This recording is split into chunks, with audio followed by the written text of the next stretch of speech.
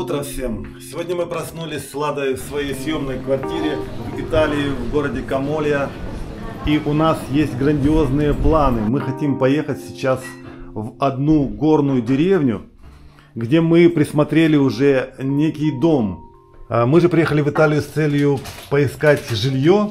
И сегодня вот уже как раз мы дошли до этого момента, когда мы конкретно хотим поехать и посмотреть конкретный дом, который продается, сейчас не скажем вам за сколько.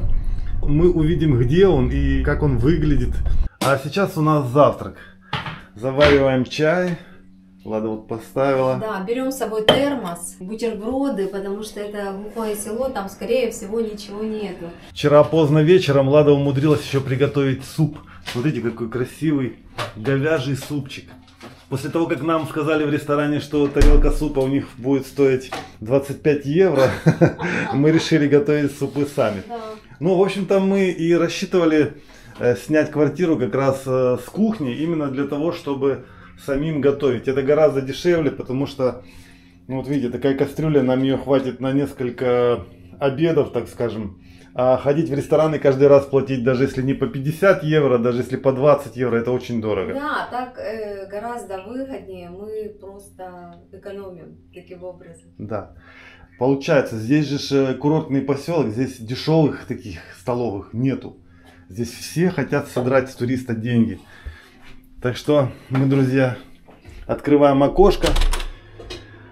О, там уже в этом...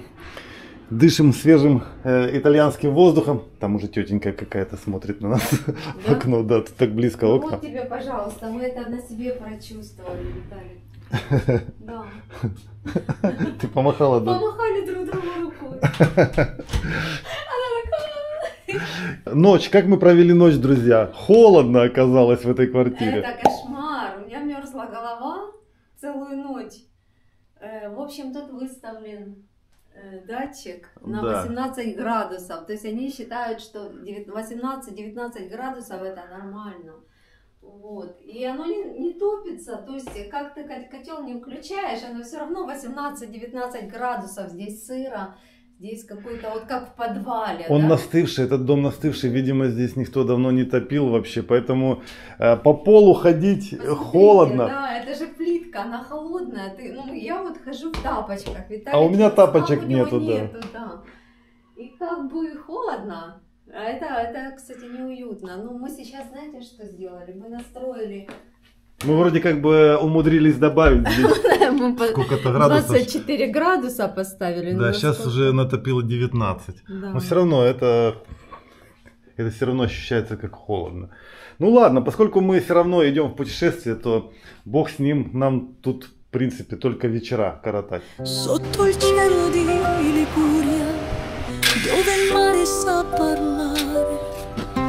Мы вышли, а на улице дождь. Вот печаль.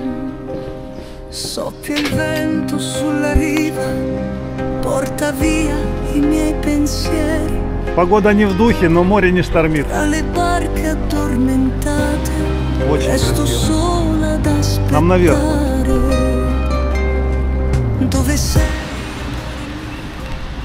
Bitte achten Sie auf Ihre Wertsachen und Vorsicht auf Taschendiebe. Für Informationen wenden Sie sich ausschließlich an das an der Uniform erkennbare Personal von Trenitalia. Geben Sie das Bargeld in die Eingabestelle für Banknoten unten rechts, wo sich das grüne Licht befindet, ein. Fahrkarte entnehmen. Фаркарты. Все, теперь надо их что сделать? Пробить, да? Закомпостировать. Нет, ладно, сюда.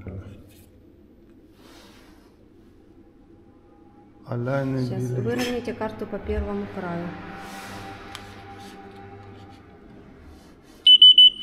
О, может вот так надо? О, сработало, друзья! Да, удалить билет. Один сработал. Пробили, да? О, сработало. Все, научились. А теперь после этого мы должны попасть на платформу. Идем, заходим. А представьте, если ты срочно едешь купил билет и бегом бежишь. Поэтому мы заранее Пришли. берем, заранее пришли, заранее купили билет. У нас еще 15 минут, да? Да. И нам ехать всего одну остановку.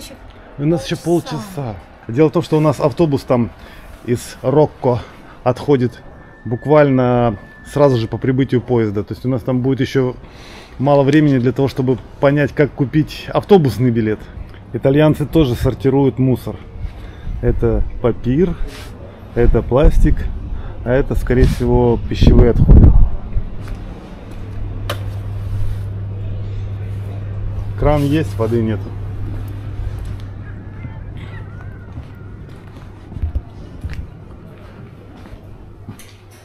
Туалет бесплатный. Вот такие умывальнички. А это сушилка.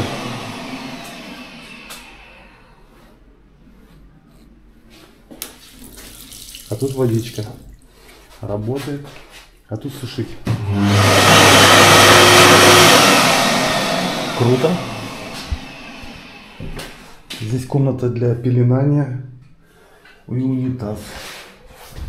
А здесь просто унитаз. Поломанная кнопка спуска. Ну, общественный туалет бесплатный. Что хотите. Стоят автоматы со всякой едой и водой. Давайте посмотрим, сколько стоит бутылка воды просто. Так, 1 евро 20 центов стоит бутылка воды. Можно купить газированная, не газированная. Есть маленькие кока-колы, евро 80. Шоколадки всякие по евро 50, евро 40. Вот Милка 2 евро стоит. Это на 50 центов дороже, чем в супермаркете в Германии. Так, печенье по евро 80. И здесь кофейный аппарат на замке. Ну вот, друзья, видно море прямо с вокзала.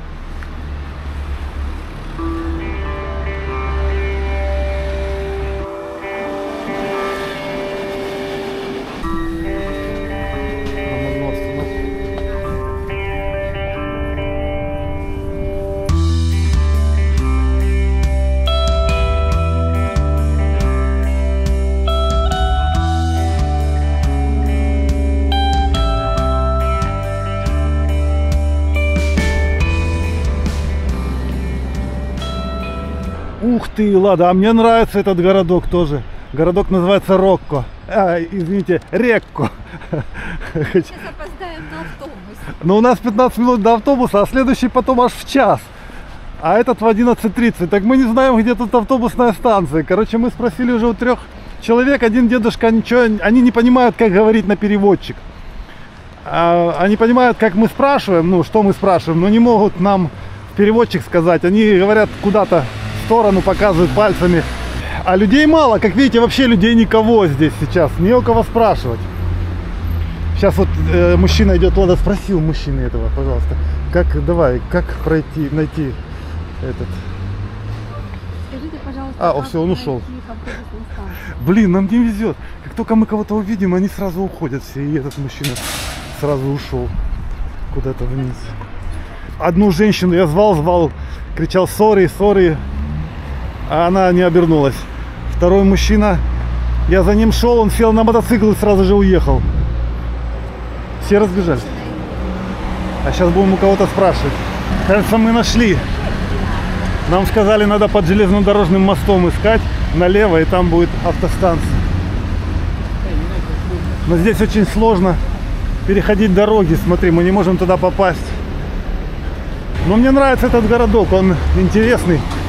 Он покрупнее, чем Камоли. Рекко. Смотрите, какие здесь интересные современные уже дома. Это вам не старинная архитектура. Ну, хотя есть там на склонах гор, я вижу старые домики. А так вообще очень современно выглядит этот городок. Рекко.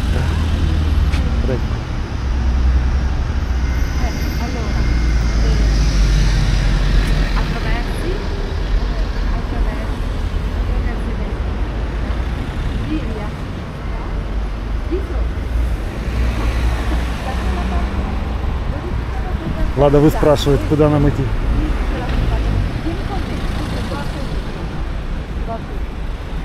Сейчас нас женщина проведет. Прям.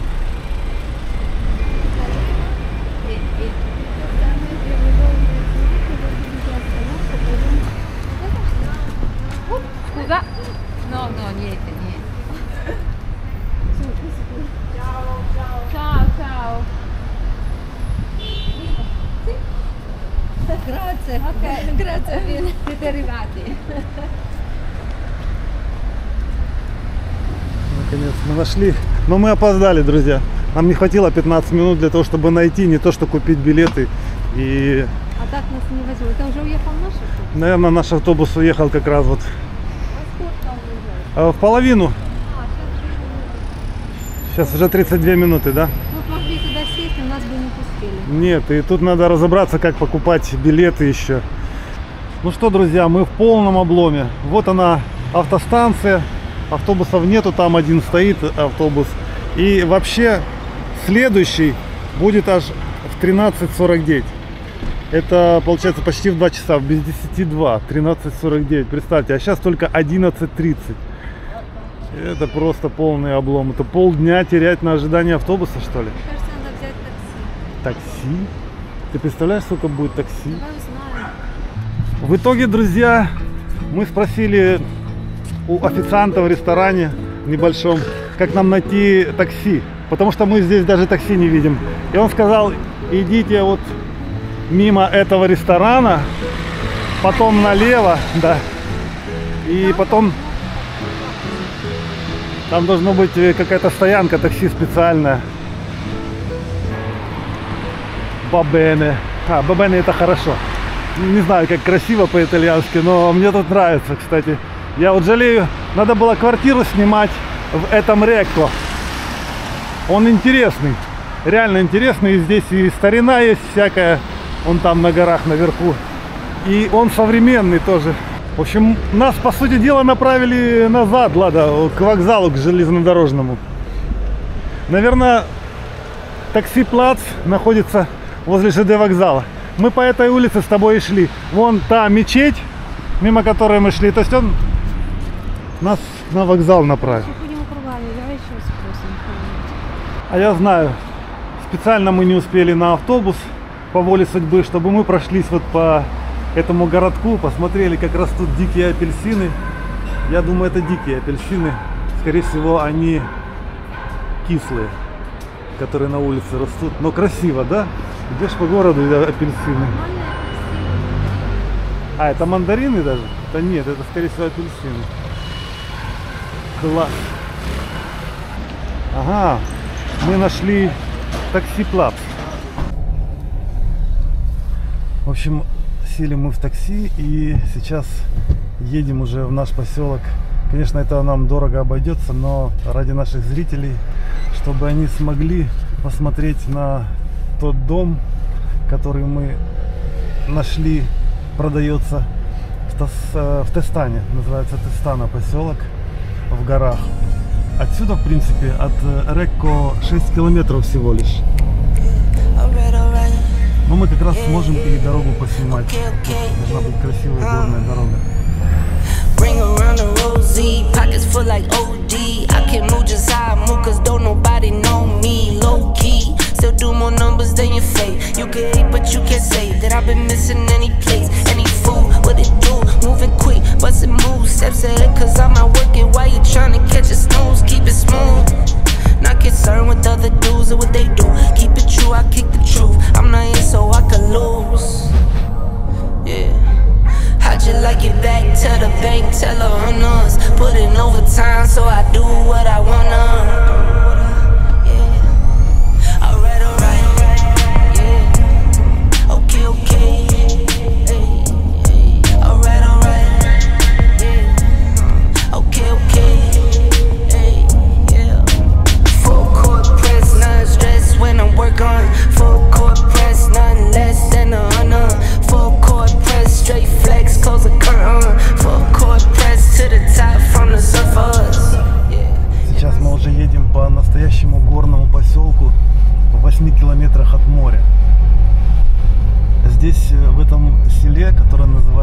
Казахстана 3 основных улицы на разных уровнях.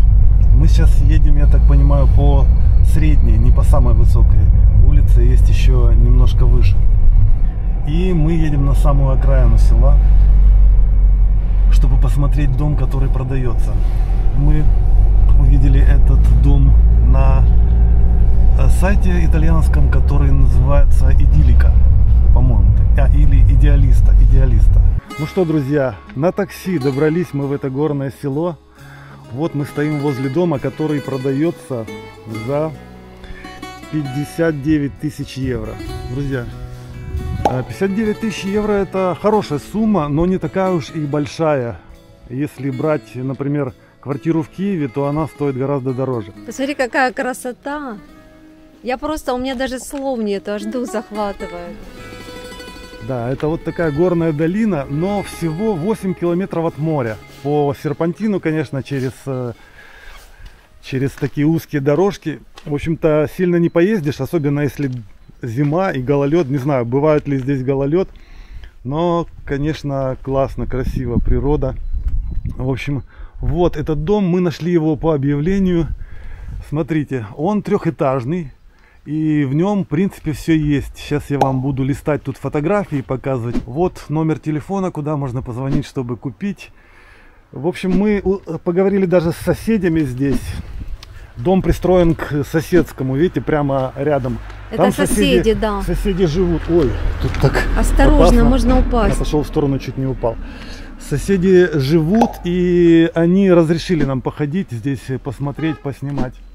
Этот домик... Это вот участок, наверное, тоже принадлежит, да? Да, он сказал, здесь есть у них одно парковочное место. Devi costruire il muro per il parcheggio. Ah, muro come ho fatto io, vedi col muro in cemento.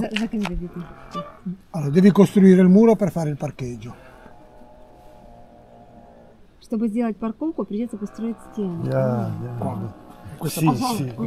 Ed è da qua un metro dal muro lì, un metro da qua fino a qua avanti fino lì davanti, vedi? Poi il terreno non ce n'è più. Это тоже принадлежит этому дому? Anche questo appartiene a questa casa, questo qui. Okay. Это деревенский дом с видом на море. В нем 3 этажа и 110 квадратных метров всего площади. 5 комнат в этом доме и 1 ванная. Участок вместе с домом занимает 50 квадратных метров всего лишь. Есть терраса, камин. Нужно немножко ремонтировать этот дом. Есть подвал. И есть автономное отопление в этом доме. И указан даже класс энергопотребления.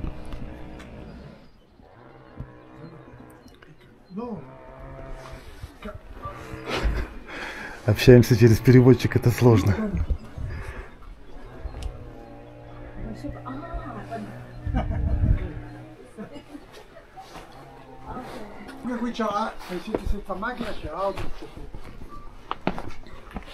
Поскольку мы не можем войти вовнутрь, а есть в объявлении фотографии, то я вам хочу сказать, что это вполне даже такой себе жилой дом. Вполне жилой дом. И стены есть, по крайней мере. Остальное все можно внутри настроить. Там не только стены, Ладусь, посмотри. Там есть и... Ну, во-первых, смотрите, терраса какая, да, и с нее все видно. Во-вторых, вот там какая-то мебель даже стоит. Ух ты. Да, лестница наверх. Даже телевизор, не знаю, оставляют ли они. Комод старый. В общем-то, стол. И внутри так вполне по-жилому. Все расположено. Кухня. Есть, по-моему, какая-то проблемная комната. Вот, проблемная комната, в которой протекает крыша, наверное, потолок где-то протекает. Вот. Мы давно с Ладой мечтали побывать в таком селе и посмотреть, как люди здесь живут. И, в общем-то, вот мы, наконец, здесь. Конечно, очень непривычно, очень отличается от наших сел. Посмотрите, да? Этот дом внизу вообще заброшенный и разрушенный. Я думаю, вот такой дом вообще за копейки продадут, за бесценок. За 1 евро, да? Ну да, ну с ним работы будет, его надо полностью восстанавливать, там только стены, наверное. И вложить полностью стоимость дома, да, стройки от начала. Причем это дороже будет, потому что надо будет еще его демонтировать, это тоже деньги. То есть демонтаж тоже дорого стоит. Легче построить на пустом месте новый дом. И естественно, конечно, надо учитывать, что это Италия, и здесь все очень близко. Вот соседи живут рядом, все, наверное, в плотном общении. Все здесь как бы надо прижиться, надо с ними общий язык найти. То есть ты, если будешь чужак, там, например, какой-то такой себе на уме, и все по-своему, то куда тебе деваться? Тут, в принципе, в трудные времена больше некуда и обратиться. Мы с Ладой приехали сюда на такси за 30 евро, потратились, конечно, сильно, но у меня есть идея теперь дальше возвращаться назад уже пешочком. Прекрасно, мы успеем назад на автобус, и мы сможем еще за это время посмотреть, что такое село. Да. Это то, ради чего мы сюда вообще приехали. И, кстати, по дороге, когда мы ехали, я видел еще один дом, который продается, но мы не знаем цену. Здесь, видите, здесь написано 59 евро, потому что мы увидели 59 тысяч евро, потому что мы увидели этот дом в продаже на сайте. Вот, а тот дом нужно поискать. Если он на сайте не выставлен, то цену мы вам не скажем. Но мы можем на него тоже посмотреть, какие дома продаются. Ну что, правду говорили, что итальянцы очень общительные. Сосед рядом с тем домом, который продается, у него прямо стена в стену стоит дом. Он, видимо, заинтересован в том, чтобы купили. Чтобы купили люди, которые ему, наверное, понравятся. По всей вероятности, ему понравились. Он очень с нами дружелюбно говорил, пожимал руки, рассказал все, что мог. И сказал, что здесь уже, знаете, как вроде бы будущим жильцам, где можно поставить парковку, как ее нужно сделать, там стену надо, вот как правильно, то есть вообще... Bagno. E poi 3 camere su. No, 3 camere. Su 2 piani, 2 livelli. Buongiorno. Buongiorno. Buongiorno. Appelsino? Appelsino, mandarino? No, arancio. Раньше? Они кислые. Non aspro. Non aspro. Non aspro. Anya. Vabbè, dai. Grazie. Grazie. Danke schön. Grazie. Tutto perfetto. Più o meno. Ciao. Vabbè. Soffiano le light tarbash, sussurrato sotto il cielo di Liguria, dove il mare sa parlare. Soffia il vento sulla riva, porta via i miei pensieri. Tra le barche addormentate resto sola ad aspettare. Нас угостили здесь апельсинами. Я спросил, они не кислые, нет? Он говорит, нет, попробуй, давай. Виталик апельсинами кидает. Швырять апельсины у нас. Ну, в общем, итальянцы интересные люди. Не, они тоже, видишь, какие дружелюбные. Дружелюбные, открытые, да, общительные. Ну, поскольку мы жили в селе немного, мы понимаем, что люди здесь такие, может быть, открытые, пока ты с ними не вступишь в какой-либо конфликт. Вот тогда становится трудно. Посмотрите, какие здесь еще есть дома. Мне кажется, этот дом тоже заброшенный, покинутый, никто в нем не живет. И, возможно, он продается копеечно. Да? Я думаю, этот дом вообще можно купить очень дешево. Ну да, но с другой стороны, это же Италия и у моря. Вон там уже внизу, в 6 километрах, там море. Ну, кого интересует, конечно, такой формат жизни, да, вот в селе. Это специфически, конечно. Возможно, здесь и сложно жить очень. я не знаю. Ну, мы же с тобой жили в селе целых 5 лет. Мы занимались фермерством, мы немножко знаем, что такое. У нас было 2 коровы, гуси, кролики, куры. Да, мы знаем, что такое жить в селе, и мы знаем, что такое отсутствие, например, инфраструктуры. Вот еще один дом, который явно заброшен. Возможно, это дом, принадлежащий тем, которые здесь вот наверху живут. У них бывает так вот. Я думаю, если вот так вот заехать просто с переводчиком, может быть, да, и поискать не по объявлениям, это же мы смотрели по объявлениям, приехали в интернете, а если приехать сюда на месте поискать какой-нибудь дом, то можно, я думаю, найти очень дешевое жилье, возможно, не очень хорошее, вот типа там заброшки какой-то, но дешево. И можно здесь поселиться, если ты умеешь руками своими делать ремонты, отстраивать, я думаю, это реально. И это близко с морем, вот что самое интересное. Это рядом с курортом. Я тебе показываю вот еще один дом, он явно тоже нежилой сейчас. Тут очень много нежилых домов, почему-то. Смотрите, прежде чем покупать дом в Италии, нужно разобраться в том, почему эти дома покинуты, почему в них не живут люди. Одна из причин, мы узнавали, заключается в том, что сейчас отрицательная рождаемость в Италии, и просто большинство молодых людей едут в крупные города, едут из Италии иногда в другие страны, где больше зарплаты, где можно как-то развиваться. И поэтому как бы прироста населения нету, и дома остаются, когда старики умирают, родители умирают, оставляют, некому за этими домами ухаживать. А если у человека есть 2 дома, то в Италии есть закон, что на вторую недвижимость большой налог. Поэтому иногда людям легче избавиться от дома, чтобы не платить за эту развалюху, которая просто стоит, не приносит пользы.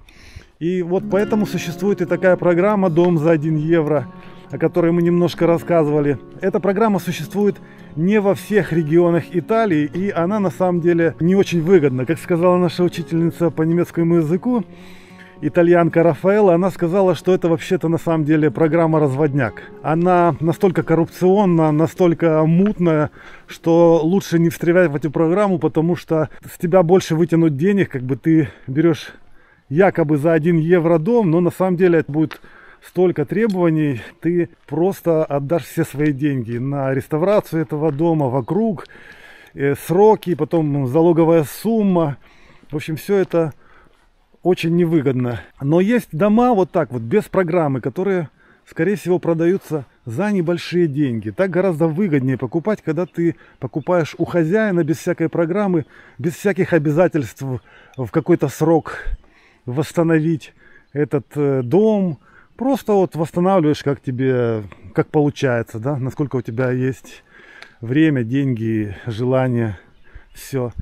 И получается, смотрите, дома здесь недорогие. Мы с Ладой еще видели, кроме вот этого дома за 59 тысяч, объявление есть в соседнем ущелье, есть другое село, а в нем дом за 30 тысяч выставлен на продажу. То есть можно за 30, жилой дом, покажешь сейчас, да, как? Да, посмотрите фотографии.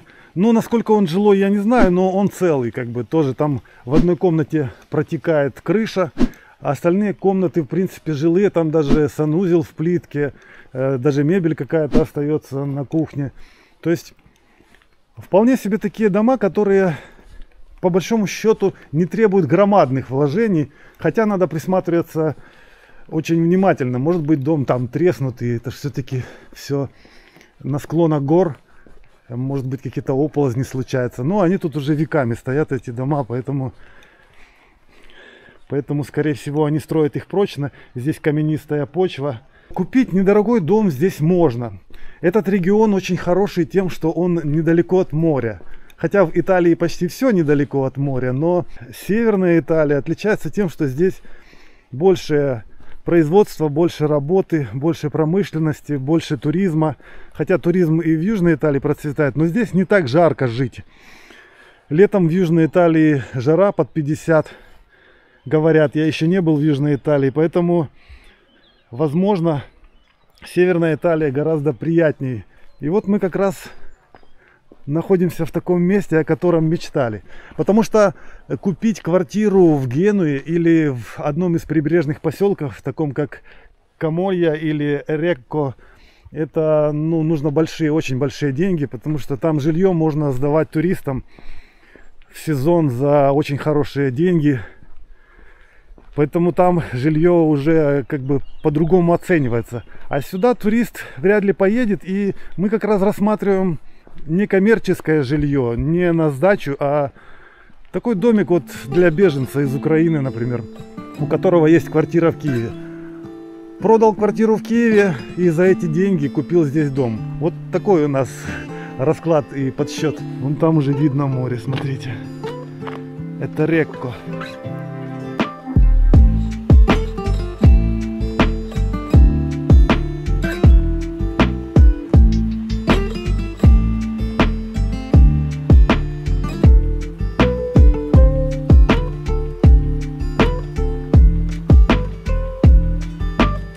Вот еще один заброшенный дом, он совсем без окон, посмотри, полуразрушенный. Я думаю, его тоже можно купить, найти хозяев. Они, наверное, продадут, скорее всего. Слышишь, а давай заглянем туда вовнутрь, мы же можем к этому дому подойти? Наверное. А это оливковый сад, и, в общем-то, на оливках тоже можно зарабатывать. Кто имеет тягу к сельскому хозяйству, могут вот так вот просто заняться оливковыми деревьями, собирать урожай и как-то его сбывать. Ну, я не знаю, возможно, это уже как бы и не очень выгодно.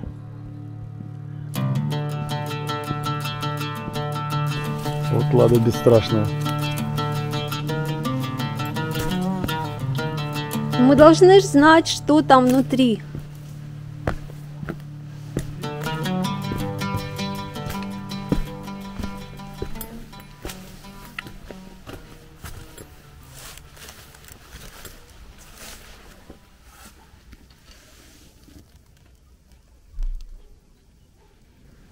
Тут вообще развал полный.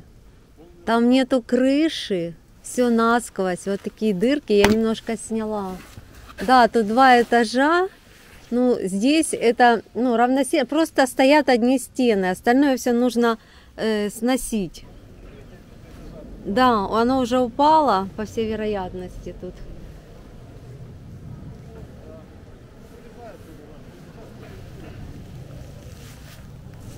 И тут, наверное, сад принадлежит к этому дому.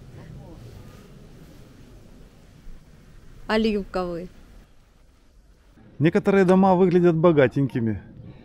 Возможно, даже сдаются как виллы, а может, просто в них живут люди. Как ты думаешь, есть дома для туристов прямо? Я думаю, есть. Я думаю, есть. Туристы с машиной, допустим, можно арендовать машину, снять здесь недорого дом и ездить точно так же к морю, допустим, летом. Угу. Я думаю, это есть вполне нормальный такой вариант. Ну да, видишь, недорогой. Вот есть настолько ухоженные площадки с батутами. Угу. Вот этот домик выглядит как вилла. Мы сейчас сверху. Въезд такой. Все настолько хорошо ухожено, что, скорее всего, это жилье для туристов.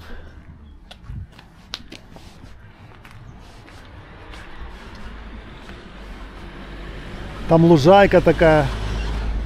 Смотри, это точно домик для сдачи в аренду, да? Вилла. Жаль, бассейна нету. Ты заметила, здесь бассейны не делают. Как в Испании, да? Да, в Испании там везде бассейны, а в Италии нет. Во-первых, в Италии не так тепло, поэтому бассейны здесь непрактичны получаются. Горная местность, она интересна тем, что какие-то есть неожиданные повороты архитектуры. Террасы такие, одна за другой вниз уходит.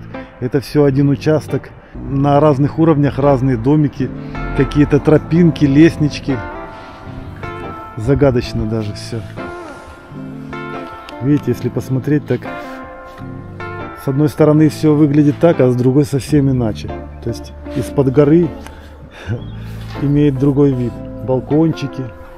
Сдаю дом с видом на море.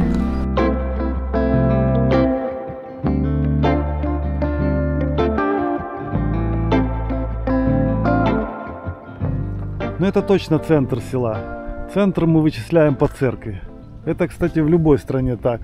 Посмотрите, там футбольное поле есть. Это же интересно, да? Неожиданно даже. Среди гор футбольное поле. Тут так мало равнин, а футбольное поле занимает хорошую такую территорию ровную. Вот такое оно, село Тестана. Как и предполагалось, здесь магазинов не нашлось. Поэтому мы с Ладой взяли с собой термос. Мы продуманные. Да. И бутерброды. Парочку бутербродов сделали. Сыр с колбасой. Колбаса еще немецкая, а вот хлеб уже итальянский. Ждем сейчас, стоим автобуса, но здесь, на этой остановке, негде купить билеты. Мы не знаем, где продаются билеты, но мы знаем, что нужно уже садиться в автобус с билетами. Где их брать? Короче, надо приедет спросить. Автобус, будем пробовать. Не, ну, кстати, посмотри, какая старая церковь все-таки, да, пошарпанная.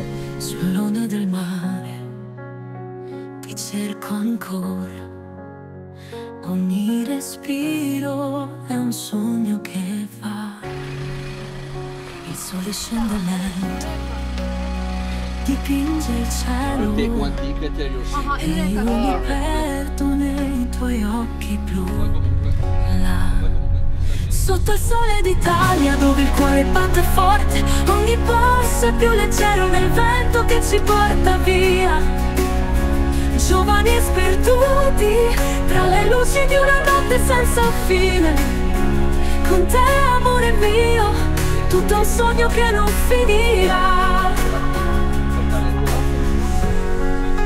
Мы наконец вернулись в Рекко, ехали на автобусике. У них, в общем, заморочка с билетами серьезная тут. Мы говорим, можем ли мы купить у вас билеты прямо в автобусе? Он говорит, нет, либо в интернете покупать, либо надо было покупать в Рекко здесь еще. А мы уже были там в селе. Мы говорим, ну а как же нам быть? Ну, говорит, ладно, приедем туда, купим билеты, купите билеты там в Рекко просто. И мы вышли и на остановке купили билеты. Вот, ему показали, он сказал, окей, it's okay, it's okay. В общем, они на английском тут говорят. Смотрите, Рекко нам явно очень нравится. Красивый город, большая набережная. Я даже начинаю жалеть, что мы не здесь искали квартиры, да? Тот городок Камолья, он такой совсем маленький и совсем на горах. Там даже разгуляться негде. А этот попросторнее будет. Возможно, здесь пляжи даже есть какие-то. Побольше городок. Да, побольше. И посовременнее, Лад. Тут видишь, сколько современных зданий. И даже речка протекает через Рекко.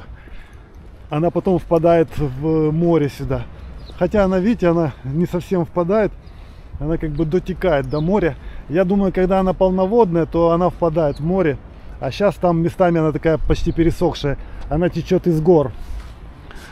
Вот оттуда. Только что мы были в горах. И, в общем-то, у нас есть уже сложившееся впечатление про поселок Тестана, в котором мы были. Ну, в общем-то, можно сказать, что там как-то, ну как, хорошие, красивые виды, узкие улицы, но туда очень трудно добираться. Нету аптек, нету больницы, нету ничего, только дома. Даже магазинчика нету элементарного, да. Нет, да. Возможно, в сезон, когда летом здесь много туристов, там что-то открывается и появляется, но сейчас вообще ничего нету. И если тебе какая-то мелочь нужна, ты вынужден ехать, обязательно ехать на чем-либо сюда, в Рекко, потому что дойти пешком нереально. Там такие узкие дорожки вот по серпантину, что там идти пешком опасно даже. Все время машины туда-сюда снуют, машины, мотоциклы. Поэтому, знаете, надо подумать очень хорошо о том, стоит ли покупать жилье в таком месте. Конечно, жить в Рекко было бы супер классно. Смотрите, как здесь красиво. Мягкий климат, приятный. Здесь нету такой жары, как в Южной Италии. Море. Море, туристический район, да. Можно зарабатывать на туристах. В общем, это хороший регион. Но, конечно, жилье для нас, например, вообще здесь в Рекко недоступно. Потому что цены от 100 тысяч и выше до, я думаю, до миллиона. Ну, поэтому мы можем купить только Только где-то за 6 километров, да. Гора, где-то какой-то домик, и сюда ездить, иметь машину, ездить. То есть вариант тоже, ну, как бы вариант. Ну да.